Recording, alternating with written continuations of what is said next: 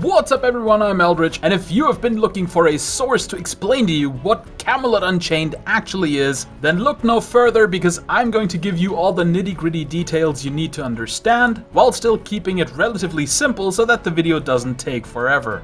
So to really explain Camelot Unchained, it is absolutely vital to understand that PvP is central to the game, and not just PvP as a mechanic. Camelot Unchained is a game about a war. There is a war going on in this world between three factions. This doesn't mean that all you do is PvP, but it does mean that everything you do in the game is for the purpose of furthering the war effort of your realm. And it is really important to have a motivation like that. If you think about World of Warcraft or any of its derivatives, the motivation for you, the player, is generally advancing your character. Advancing your character in experience or then later in gear. It is really all about you, the player. So instead, Camelot Unchained focuses entirely on the war effort. It is also important to establish what kind of PvP we are talking about. All of the PvP happens in the open world. What I mean by that is that there's no battlegrounds or arenas that you sign up for. Everything is done in big shared zones that have no player limits and no strict capture the flag or anything like that. And there is absolutely no in-faction PvP whatsoever. You are allied with every single person in your faction, be they in your guild or your friends or just random people. Theme-wise, Camelot Unchained is set in a post-apocalyptic world. No worries though, we're not talking about the Mad Max style of post-apocalyptic where everybody is wearing the kitchen pantry. In Camelot Unchained, only the Vikings are wearing the kitchen pantry, whereas the Arthurians and the Tuatha Dé Danann are wearing regular armor. And having just named them, these three factions are based on major European mythology and folklore groups. The Arthurians are based on the mythology and folklore of England and Wales, most notably around the stories of King Arthur. The Vikings are based on Germanic and Norse mythology and folklore, and the Tuatha Dé Danann are based around Irish, Gaul, Welsh, English and Scottish folklore, basically to sum it up, everything Celtic. The world was pretty much entirely destroyed and it is still ravaged by the Veil Storms, but all three of the factions try to rebuild their civilizations. Like in every MMORPG, the first thing you do is create a character, and character customization in Camelot Unchained is supposed to be very, very deep and engaging. You're not only going to adjust the visuals of your character, you're also going to get the chance to adjust stats. There's also a system of banes and boons where you can take negative effects such as more vulnerable to magic attacks, which in turn generates points for you to use on positive effects like you deal more physical damage. Even the choice of race and sex are going to make a difference for your character. Some races are just inherently better at some roles than others. And in general, one of the core principles of this game is that choices are supposed to matter. Which of course also means that there are bad choices that you can make. But making good choices is going to feel much better as a result of that. And it is going to make your character more meaningful. Beyond the deep character customization, there are 30 classes that we know of, 10 of them per faction. Now they're not all going to be in right at launch, but they will be added within a reasonable time frame around launch. And none of these classes are mirrored. They share certain roles or themes, like every faction has a healer and an archer, but beyond that broad categorization, they really don't have a lot in common. This of course means that the three factions are going to have very, very differing playstyles. And yes, this does make balance more difficult, but it also is going to make the game so much more enjoyable for the long term. For a game that has PvP in an open environment, it is of course very important that the map is very, very good and very replayable. To this effect, the map in Camelot Unchained is supposed to be dynamic. Each of the factions will have a safe city and island surrounding that city, and then the rest of the world will be tons and tons of islands of varying sizes. When connecting islands are conquered by one realm, they can be sort of linked together. And this also physically pulls the islands together in the game, merging them into a larger landmass. When control over one of the islands is lost, they will drift apart again. This means that potentially the map could be ever changing and ever shifting, and with more than half of the map being water, it is also pretty likely that we're going to see boats. We sadly don't know very much about the boat part of the game yet, but I do sincerely hope that it is excellent. Just saying, but in regards to boats, Archage would be a pretty good game to take notes from. I said that each realm gets a safe area, but it is important to realize that the safe area is not monstrously large. Most of the world map is definitely open frontier, and constant war takes place in most of the world. Sure, there's likely going to be areas that see more frequent action than other areas of the map, but if you are in the frontier, you can theoretically be attacked.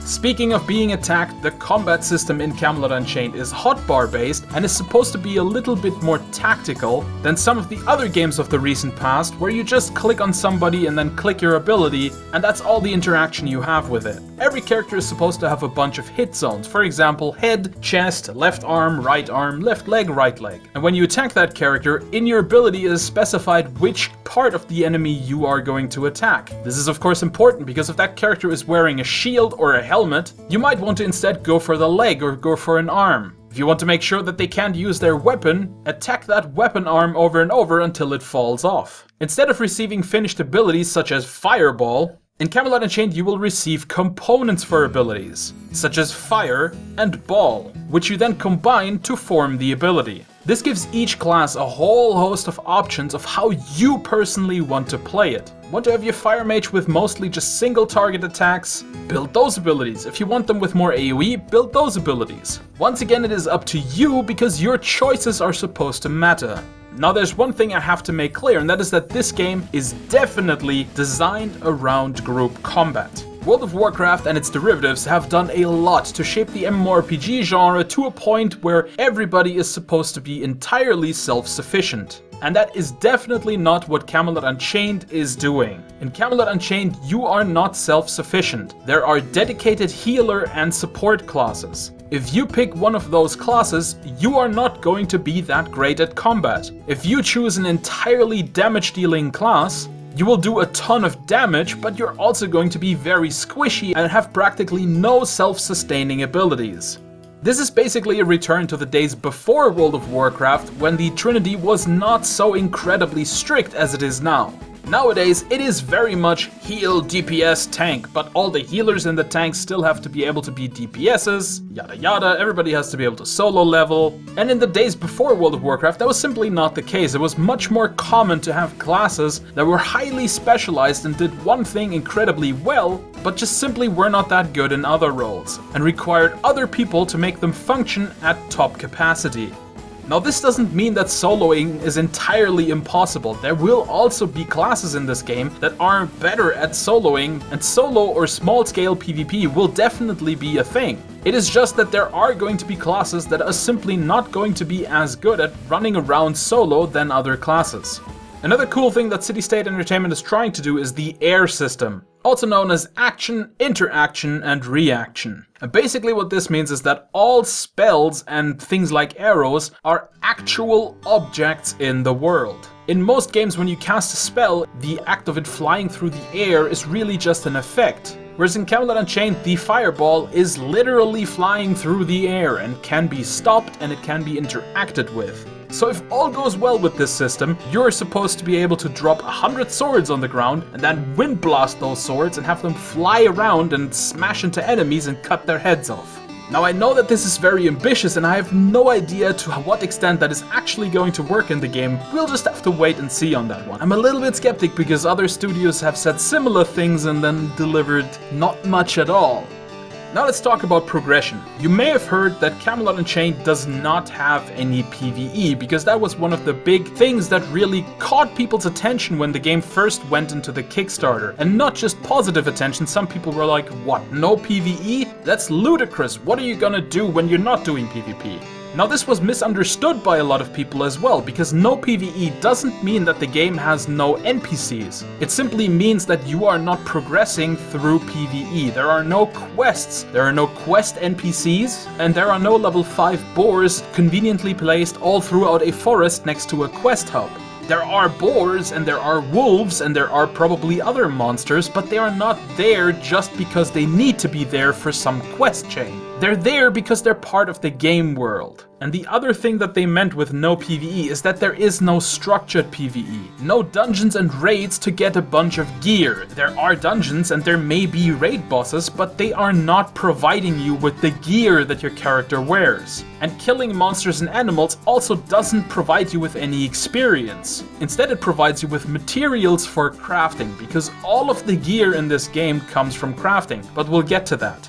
All the leveling is done in PvP. So again, you can go monster hunting and animal hunting, and it will provide you with useful materials, but it is not going to provide you with experience and gear. You're not gonna cut off a wolf's head and get a sword. And remember what I said in the beginning, everything you do in this game is for the war effort. So if you are going out to slaughter a bunch of wolves, you're doing it because your crafters need wolf hides for some reason. Maybe they make a specifically powerful cloak, or they need it in some other crafting recipe, but the PvE that Camelot Unchained has is there for the PvP. It is a supplement and not the main focus of the game. Now, progression in Camelot Unchained happens through you helping your realm. And this means that everything useful that you do gets counted toward your progression. This means building fortifications and houses and walls, crafting items for your guild and your realm, killing enemy players of course, taking enemy cities and castles, and whatever your class is supposed to do. So if you're a healer and you heal a bunch, you've also done something useful for your realm. If you play one of the scout classes and you scout, then you have done something good for your realm. Now every night all the things that you've done the previous day are going to be tallied up, and you receive credit for everything you've done in a day the next day. This means that Camelot Unchained does not provide you with immediate rewards. You do get rewarded for everything, but you are rewarded in chunks every day. Imagine each day in Camelot Unchained like a match of a multiplayer shooter or MOBA. At the end of the match, you get rewarded with a score screen that tells you how much experience and money you earned, and it gives you a whole bunch of stats on how much damage you did, how much you healed, and all that sorts of stuff. And let's face it, that part feels pretty good when you see all the cool stuff you achieved in that match. And that is exactly what CSE is trying to go for with this daily progression thing. So instead of killing an enemy and seeing plus 12 experience, you get nothing on the spot, but the next day you get a whole bunch of experience and a whole bunch of money at the same time. Level progression in Camelot Unchained is also not vertical, it's very much a gradual slope. A brand new character is not going to be as powerful as a character that had 2 years invested into the character, but the new character is still going to be in the realms of being competitive. Let's take World of Warcraft again for the example, because most people know that game. So starting out in Camelot Unchained is not like starting at level 1 in World of Warcraft, it is like starting at maximum level but being naked. So you are sort of on the same power level as all the other max characters, it's just that they've already gotten a bunch of gear and experience with their characters, so that is where you still have to grow. You have to get yourself gear from a crafter, and you have to play a bunch so you can master all your skills, and all that sort of stuff. But in the end, you still start out at a sort of basic power level that lets you jump into the RVR experience pretty much right away. And now the final important point about Camelot Unchained is the crafting and housing system. Crafting is not a side activity that your character does. Crafting is literally a character class by itself. Now you can still have a crafter as an alt character, but this does mean that crafting can be a lot more in depth. And the problem with a lot of MMORPGs is that crafting at some point becomes entirely useless because everybody does it on the side. It's really not that difficult to craft on the side. And that means that the people who want to do crafting as their main thing are not getting that great of an experience because the entire crafting experience is just kind of watered down and sort of ends up being a side activity. So if you're thinking a dedicated crafting class sounds a little bit restrictive, yeah, it's supposed to sound a little bit restrictive. Because only that way crafting is actually meaningful. Now the crafting classes, however, don't just craft items. They can also participate in RVR by building traps, repairing fortifications and castle defenses, building siege weapons, and then probably also operating those siege weapons. But their main job is definitely going to be making items. There are no vendors selling gear, there are no bosses dropping gear, it's all crafting. And on top of that, CSE wants to build a very, very strong economy. Now I have to be honest with you, I am not so good at economy stuff. Whenever I try to read what they're planning to do with economy, my eyes just glaze over and I kind of just fall back in my chair gurgling uncontrollably. So if you want to know more about all of this economy stuff, check out the links in the description. I've alluded a couple of times now to keeps and castles and cities, and all of these structures are going to be player built. There may be some structures in the world already, but most of the structures are going to be made by players. And the building is done in a sort of voxel style, kind of similar to what you can see in EverQuest Landmark.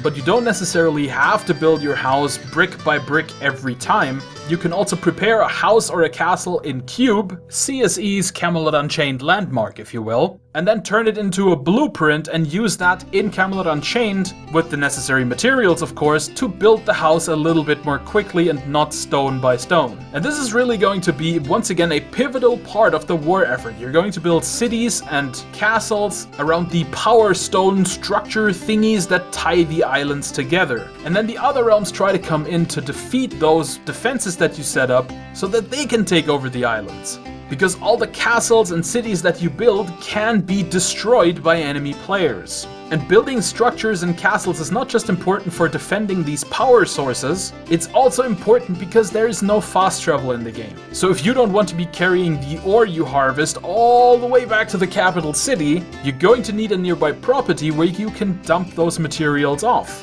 And you also can't carry 1,000,000 tons of ore because every character has a carrying limit. If you want to transport big loads of materials or just a bunch of suits of armor or siege weapons, you're going to also need caravans. And this is why I made such a point out of that war effort in the beginning, because as you can see, all of these things work together to turn this into a game that is very much about the RVR in every respect, even if you're not fighting. Even if you're just building a camp where you can store your mining equipment and your ore next to some mine, that creates a target or an objective for the enemy factions. The potential for Camelot Unchained is huge. How great it is going to be, we will of course have to wait and see. In closing, I would like to say to anyone who has played Dark Age of Camelot that Camelot Unchained is not Dark Age of Camelot 2. Camelot Unchained does do things similar to Dark Age of Camelot in some ways, but is completely different in others. So if you're a fan of Dark Age of Camelot, keep an eye on Camelot Unchained, but don't get too overly excited and hope that it is everything you remember from Dark Age of Camelot, because it probably is not going to be that. And if you love PvP or RVR, you should definitely keep an eye on Camelot Unchained, because it has the potential to be one of the greatest PvP games of all time.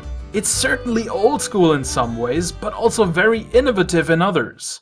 I hope you have a better understanding now of what Camelot Unchained is or might be in the future, and I hope you enjoyed this video. If you did, consider following my channel because I will be doing so much more about Camelot Unchained and all sorts of other MMORPGs. But until then, I've been the CloakingDonkey, and I'll see you in another video.